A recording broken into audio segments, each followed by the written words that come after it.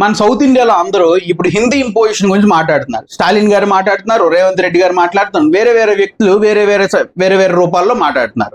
అయితే central government ideal గా south India మీద హిందీ ఇంపోజిషన్ చేయడం మానుకోవాలి. ఇన్స్టెడ్ అది ఏం చేయాలంటే యూపీ, బీహార్, వెస్ట్ బెంగాల్, జార్ఖండ్ ఈ అన్ని స్టేట్లలో అది డెమోక్రసీని ఇంప్లిమెంట్ చేయాలి. డెమోక్రసీని ఇంప్లిమెంట్ చేస్తే ఆ డెమోక్రసీ యొక్క ఫలాలు అంది ఆ దేశం ముందుకెళ్తుంది. ఇప్పటికి కూడా యూపీ, బీహార్, జార్ఖండ్, బెంగాల్ ఇవన్నీ రాష్ట్రాల్లో, ఒడిశా ఈ రాష్ట్రాల్లో ఒక తల్లి 4 నుంచి 5 మంది పిల్లలకి అంటున్నారు. అది వాళ్ళు ఏమంటున్నారంటే ఓన్లీ ముస్లిమ్సే కంటున్నారు కదా అని అంటున్నారు. కాదు, హిందూస్ లో కూడా చాలా మంది మహిళలు, చాలా మంది వర్గాల వాళ్ళు ఇలా 4 నుంచి 5 మంది పిల్లలకి అంటున్నారు. ఎందుకు అంటున్నారు? అక్కడ డెమోక్రసీ లేకపోవడం, డెమోక్రసీ యొక్క ఫలాలు ఏదైతే ఉన్నాయో అవి అందకపోవడం అలా చేస్తున్నారనమాట. సో నా విషయం ఏంటంటే, ఇక్కడ హిందీ ఇంపోజ్ చేస్తే దేశం పెరగదు, అక్కడ డెమోక్రసీని ఇంప్రూవ్ చేస్తే దేశం పెరుగుతుంది. ఇది నా పాయింట్. Thank you.